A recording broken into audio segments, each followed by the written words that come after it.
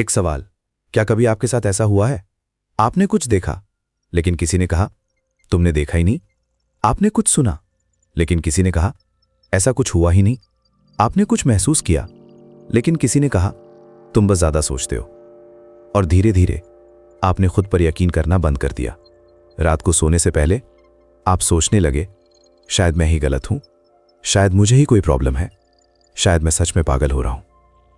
लेकिन आज मैं आपको एक बात बताना चाहता हूं, आप पागल नहीं थे। आप थे नहीं, है नहीं। आप एक ऐसे साइकोलॉजिकल ट्रैप में थे जो इतनी चालाकी से, इतनी धीरे धीरे बिछाया जाता है कि जिंदगी के सबसे समझदार लोग भी फंस जाते हैं। इसका नाम है गैस लाइटिंग। डार्क साइकोलॉजी का वो हथियार जो तलवार की तरह नहीं चलता, धुएं की तरह फैलता है, चुपचाप, बिना आवाज के। और जब तक पता चलता है, आप खुद को पहचानना बंद कर चुके होते हैं। आज इस वीडियो में मैं आपको वो सब बताऊंगा जो शायद आपको बहुत पहले जानना चाहिए था। लखनऊ की 32 साल की नेहा, पढ़ी लिखी, समझदार, हंसमुख, एक प्राइवेट स्कूल में हिंदी की टीचर। बच्चों को पढ़ाना उसकी जिंदगी की सबसे बड़ी खुशी थी। उसके स्टूडेंट्स कहते थे, नेहा मैम सबसे अच्छी हैं। नेहा की जिंदगी सुलझी हुई थी, साफ थी। 3 साल पहले उसकी शादी हुई विक्रम से। विक्रम एक प्राइवेट कंपनी में अकाउंटेंट, शांत, कम बोलने वाला, बाहर से बेहद डिसेंट। लोग कहते थे नेहा को बहुत अच्छा घर मिला।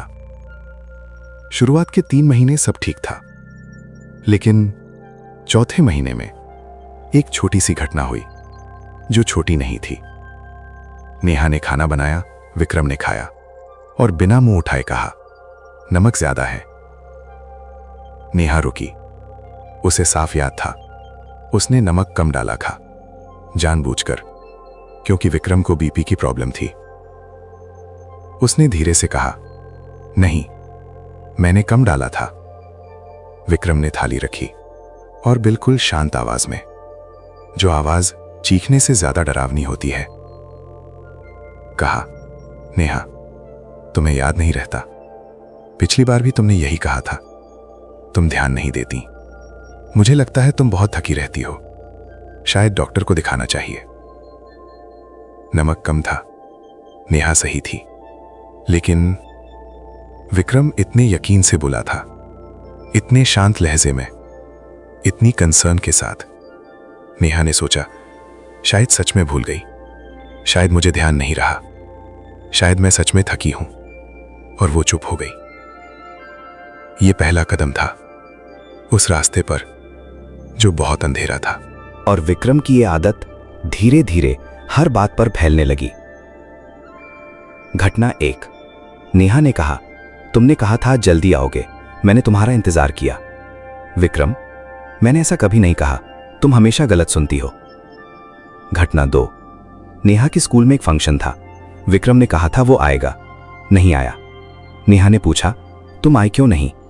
विक्रम, मैंने कभी कहा ही नहीं था कि आऊंगा, तुमने खुद ही मान लिया। तुम्हारी आदत है अपनी बात दूसरों के मुंह में डालना। घटना 3। एक रात विक्रम ने नेहा पर चिल्लाया, बहुत जोर से। अगले दिन नेहा ने कहा, कल तुमने मुझ पर चिल्लाया, मुझे बहुत बुरा लगा। विक्रम ने हैरानी से देखा, मैं चिल्लाया? नेहा, मैं कभी नहीं चिल्लाता। तुम जानती हो मेरा स्वभाव कैसा है। शायद तुमने सपना देखा, या शायद तुम्हें कोई प्रॉब्लम हो रही है। घटना 4। नेहा की मां का बर्थडे था। नेहा मायके जाना चाहती थी। विक्रम ने पहले हाँ कहा, फिर जाने का दिन आया। विक्रम ने कहा, मैंने हाँ कब कहा था? तुम्हें याद है कि नहीं? मैंने कहा था देखेंगे। देखेंगे का मतलब हाँ नहीं होता। नेहा मायके नहीं गई। मां ने वेट किया। नेहा ने फोन पर झूठ बोला, तबीयत ठीक नहीं थी, क्योंकि सच बताती तो क्या बताती। घटना 5। नेहा की एक पुरानी सहेली मिलने आई। दोनों घंटों बातें करती रहीं, हंसती रहीं। शाम को विक्रम आया, सहेली चली गई। रात को विक्रम ने कहा, तुम्हारी सहेली अच्छी नहीं है, मैंने नोटिस किया, वो तुम्हें उकसाती है, तुम उससे मिलने के बाद बदल जाती हो, मुझे नहीं लगता तुम्हें उससे मिलना चाहिए। धीरे धीरे नेहा की सहेलियां कम हो गईं, माँ से बातें कम हो गईं, स्कूल में भी वो चुप रहने लगी। और एक दिन उसने डॉक्टर से कहा, मुझे लगता है मेरी मेमोरी कमज़ोर हो रही है, मुझे शायद कोई प्रॉब्लम है। डॉक्टर ने टेस्ट किए, सब नॉर्मल था, लेकिन नेहा को यकीन नहीं आया, क्योंकि जो इंसान उसका सबसे करीबी था वो रोज़ कह रहा था तुम ठीक नहीं हो। और जब कोई रोज़ यही कहे, जब कोई रोज़ आपकी सच्चाई से आपको दूर करे, तो एक दिन आप भी मान लेते हैं। गैस लाइटिंग, ये नाम कहां से आया? 1944 में एक हॉलीवुड फिल्म आई, गैस लाइट। उस फिल्म में एक पति था जो अपनी अमीर पत्नी की संपत्ति हड़पना चाहता था, लेकिन उसके लिए पहले पत्नी को पागल साबित करना जरूरी था। तो उसने एक तरकीब निकाली। घर की गैस लाइट्स को रात को चुपचाप धीरे धीरे कम करता था, और जब पत्नी कहती रोशनी कम हो रही है, पति कहता कैसी रोशनी, सब नॉर्मल है, तुम्हें कुछ नजर नहीं आता सही से। रात दर रात, महीने दर महीने पत्नी को यकीन हो गया वो पागल हो रही है। उस फिल्म के बाद साइकोलॉजिस्ट ने इस टेक्निक को नाम दिया गैस लाइटिंग। आज 2026 में ये सिर्फ घरों में नहीं होता, ऑफिसेज में बॉस कहता है तुमने ये रिपोर्ट सबमिट नहीं की थी, जबकि की थी। मीटिंग में तुमने ये नहीं कहा था, जबकि कहा था। फ्रेंडशिप्स में मैंने तुम्हें कभी हर्ट नहीं किया, तुम बस ड्रामेटिक हो। पेरेंट्स अपने बच्चों के साथ हमने तुम्हारे लिए इतना किया और तुम्हें याद ही नहीं, जबकि बच्चे को सब याद है। गैस लाइटिंग सिर्फ एक रिश्ते की बीमारी नहीं, ये एक ऐसा हथियार है जो हर जगह हर रिश्ते में इस्तेमाल होता है। गैस लाइटिंग काम कैसे करता है? ये एक प्रोसेस है जो इतनी धीरे धीरे होती है कि शिकार को पता भी नहीं चलता। जैसे कोई आपकी नींद में एक एक करके आपके कमरे का सामान बदलता जाए। आप जागते हैं, सब अजीब लगता है, लेकिन समझ नहीं आता क्यों। पहला तरीका, छोटी बातों से शुरुआत। गैस लाइटर कभी एकदम से बड़ा झूठ नहीं बोलता, वो जानता है बड़ा झूठ पकड़ा जाएगा, इसलिए वो छोटी छोटी बातों से शुरू करता है। तुमने ये नहीं कहा था, ऐसा नहीं हुआ था, तुम गलत याद कर रहे हो। हर बार छोटा, हर बार सटल। लेकिन पानी की एक बूंद रोज एक ही जगह गिरे तो पत्थर में भी दरार पड़ जाती है। खुद पर भरोसे की दीवार में यही होता है। दूसरा तरीका, इमोशंस को डिसमिस करना। तुम बहुत ड्रामेटिक हो, इतनी छोटी बात पर रोना, तुम हमेशा ओवर रिएक्ट करते हो, इतने सेंसिटिव हो, कोई बात नहीं कर सकता तुमसे। जब कोई बार बार आपकी फीलिंग्स को छोटा बताए तो आप उन्हें एक्सप्रेस करना बंद कर देते हैं। आप सीख जाते हैं मेरी फीलिंग्स मैटर नहीं करती, मेरा दर्द रियल नहीं है, मैं ही ज्यादा सोचता हूं। और जब इमोशंस अंदर बंद हो जाएं तो इंसान खुद से ही टूट जाता है। तीसरा तरीका, पब्लिक में क्रेजी बताना। गैस लाइटर सिर्फ आपसे नहीं, दूसरों से भी यही कहता है, ये बहुत सेंसिटिव है, इसे हर बात में प्रॉब्लम होती है, आप इसकी बातों पर ध्यान मत दीजिए, ये थोड़ा अनस्टेबल है। अब घर में आप अकेले, बाहर आप अकेले, और खुद के अंदर भी आप अकेले। चौथा तरीका, ओकेजनल काइंडनेस। ये सबसे डेंजरस तरीका है। बीच बीच में गैस लाइटर अचानक बहुत अच्छा बिहेव करता है। वो पुराना प्यारा इंसान वापस आ जाता है, प्यार जताता है, माफी मांगता है, आपके लिए कुछ अच्छा करता है, और आप सोचते हैं शायद ये इतना बुरा नहीं है, शायद मैं ही ज्यादा सोच रहा हूं, शायद सब ठीक हो जाएगा। वो आपको तोड़ता नहीं, वो आपको उम्मीद देता रहता है, और उम्मीद कभी कभी सबसे बड़ी जंजीर होती है। अब सबसे जरूरी बात, कैसे पहचानें कि आपके साथ गैस लाइटिंग हो रही है?